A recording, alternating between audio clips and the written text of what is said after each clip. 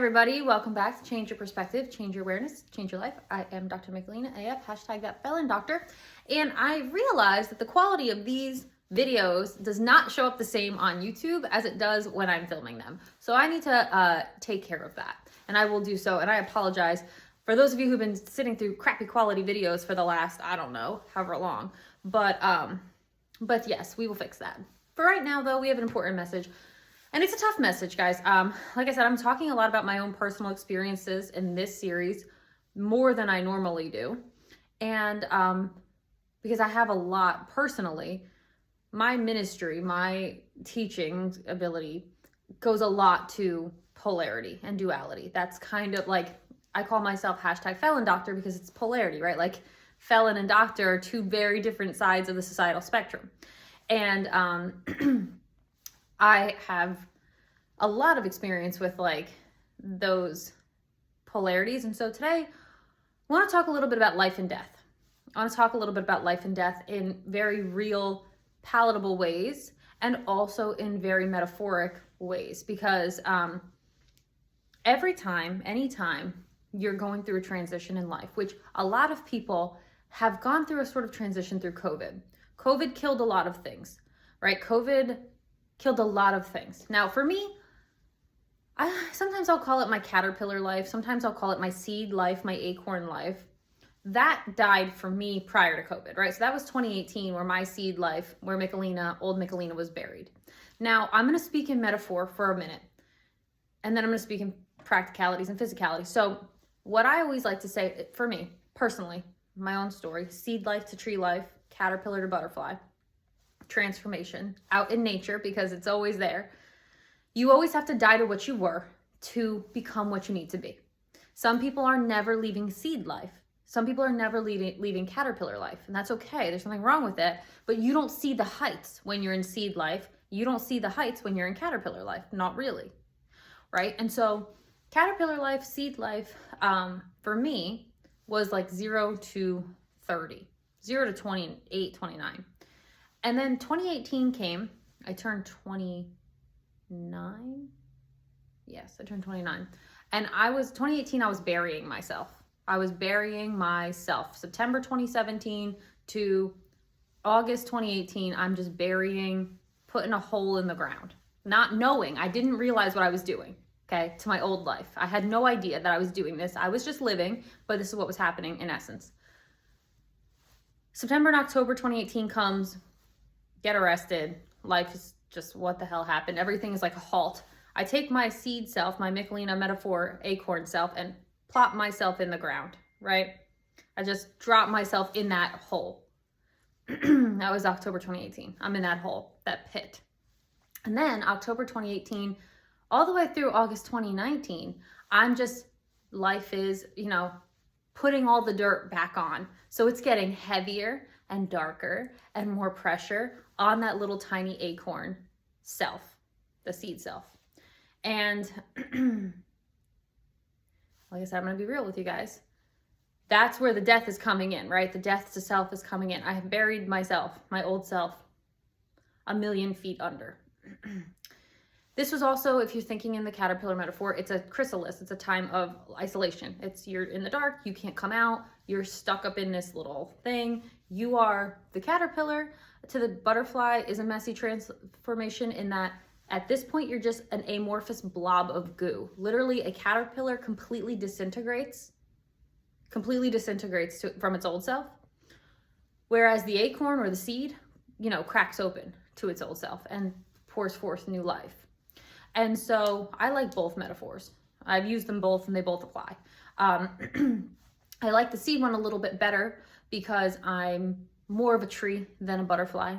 And I'm more of an acorn and an oak than I am a caterpillar or butterfly. My last name means acorn, by the way.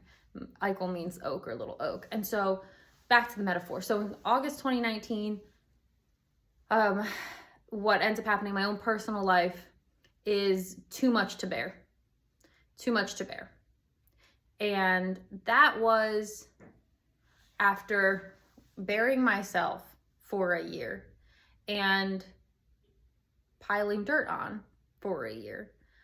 it was just too heavy, right? I couldn't handle things under the strain. The thing that really did me in was not the felony. It was not the sex offense. It was not the shame. It was not the lack of reputation. It was not the loss of job. It was not any of that. What did me in was I had planned to get my PhD in literature from the University of South Carolina. And because of the restrictions around the felony and the sex offense, I was denied access to South Carolina. So I couldn't go. And that was August 2019. And that was when I gave up on life. And a lot of people are always like, oh, wow, how do you do it? Let me tell you the truth, guys. Like, I gave up on life in August 2019. I gave up my will to live. And what that looked like, quite literally, my metaphor, crack open the acorn underground. In real life, in physical time, what it looked like was me laying on the floor of my mother's house, unable to get up, unable to go to the bathroom, unable to live, unable to do anything, planning my suicide. That's what it looked like in real time. And the only reason that didn't happen, and I do mean the only reason that did not happen, is because my mother came in that room, laid on the floor with me, snuggled up next to me, and said, if you kill yourself, I will die too. And I was like,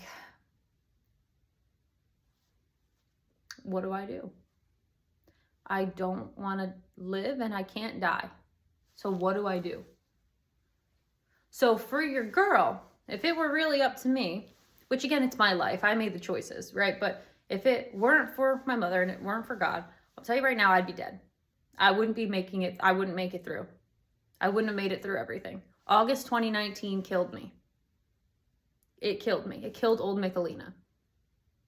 And my old dreams, my old life, my old wants, my old everything. Killed, murdered. Plans dead. Will to live dead. But because new life always comes from death, because nature demands a balance, because clarity can come from chaos and destruction can lead to new beginnings, what ended up happening was new roots went down.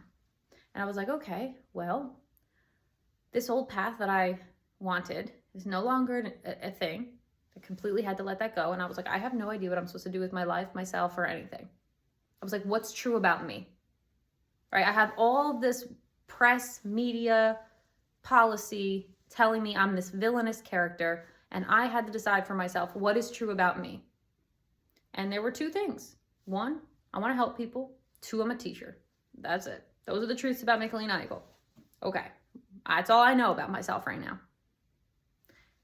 And so I was just like, well, let's throw some crap up at the wall and see what sticks, because I have no idea. No plan for my life. No nothing. I wanted to die. So I have no plan. So I'm like, F it. That's really what happened. Now, what unfolded from that is nothing short of miraculous. I mean, September 2019 to, what are we in, January 2023, has been the most fun, cool ride of my life. My life is so fun now. It leaves so much room for the miraculous, so much room for the wonder. Like, holy crap, how did this happen? Whereas from 0 to 29, I had it all very methodically laid out. I had it all very planned, and everything went according to Michelina's plan. And it was great. Love that. Felt very in control. So what's happening, right? September 2019, I would say, to August 2020, putting down a whole bunch of new roots. Now that's going deeper and darker. People don't realize that. When you put down your new root system, it's deeper and darker than where you broke. And I was in isolation. I'm going to tell you right now, I couldn't have social media. New Jersey was in lockdown. I had isolation. Nobody was talking to me anyway. You don't know isolation like I've gone through. And I don't like to talk about this because I'm not trying to compare anybody's journey to my own. I'm just trying to let you know the death and the life of things. If you're in the new root space, in the dark space, in the isolated space, to any degree, which you very well might be, that has to happen before the new life can spring forth. And technically, the new life is there underground. You just can't see it. Doesn't feel that way. So, That was my 2020, 2021.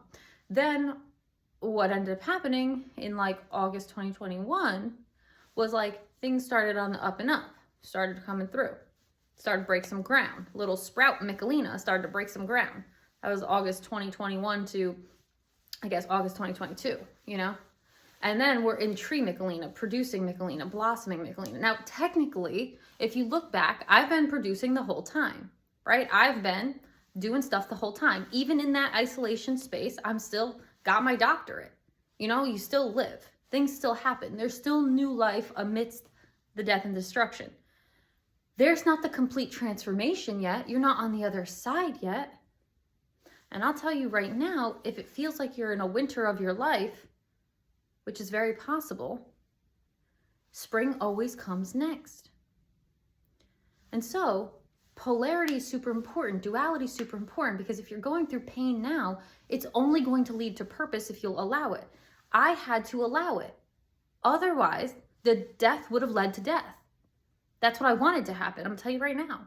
August 2019, I wanted the death of my hopes, the death of my dreams, the death of myself, not just metaphorically, not just mentally and emotionally. I wanted it to be a physical death. I'm not gonna lie to you. Okay, I'm not. I don't think people go through what I've gone through without wanting to kill themselves. Honestly. It's honestly the easier way than clawing yourself up out of that place. And so if we allow it, death can lead to death. That's not the plan. That's not the goal. That's not what nature naturally does. When one thing dies out, something new is born.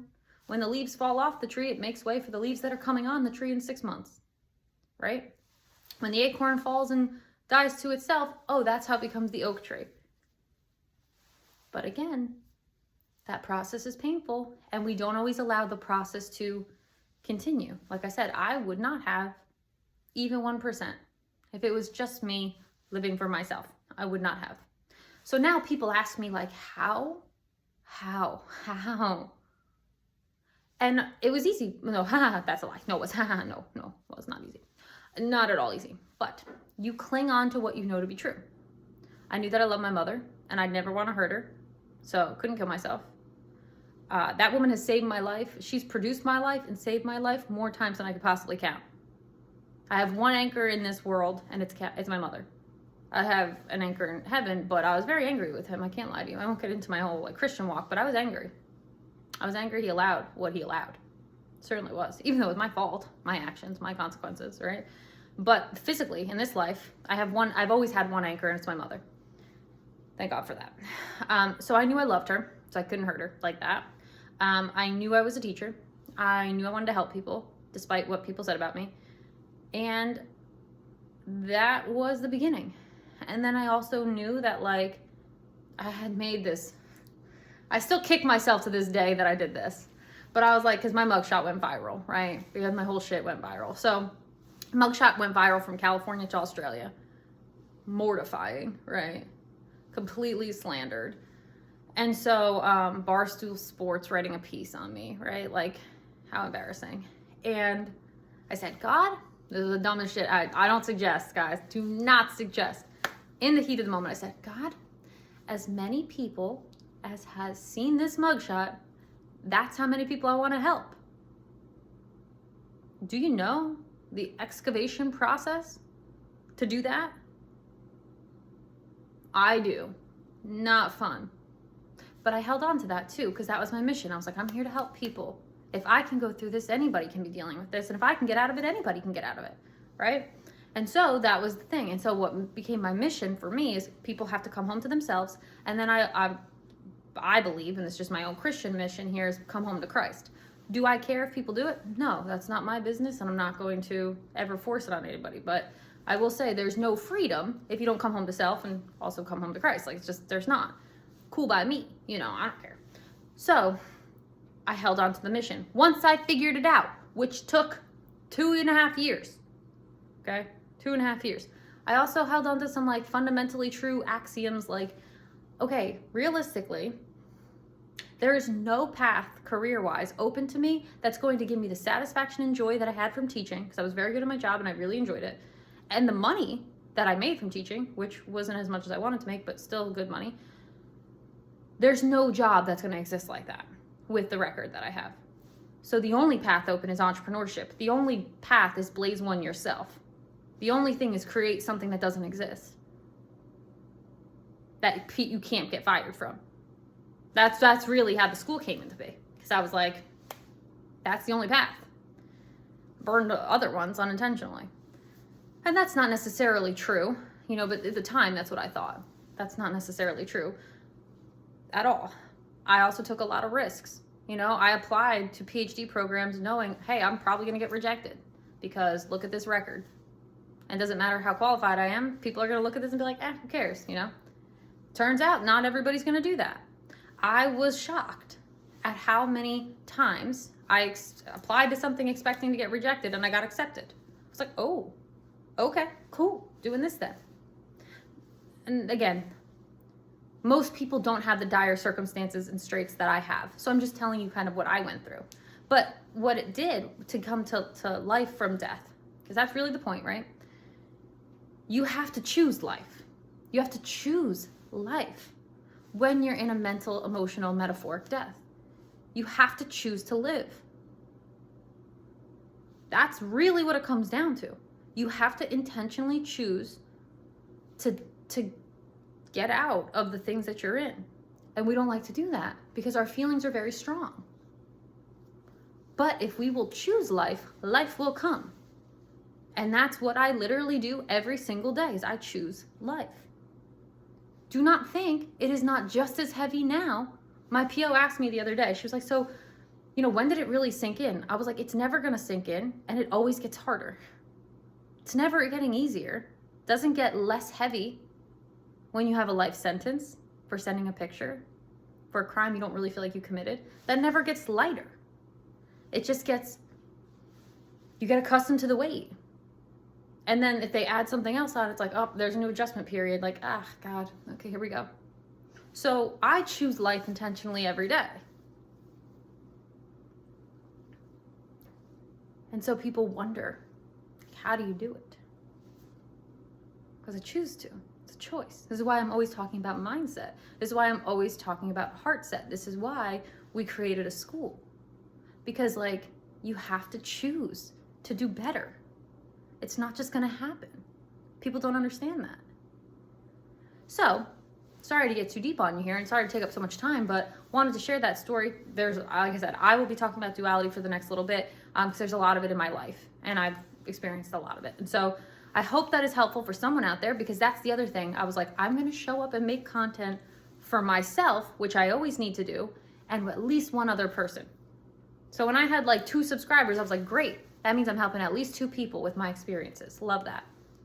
If I have, I think there's like 57 now, great. There's 500,000, fine. I don't, I show up for me and that one other person. And that matters to me, right?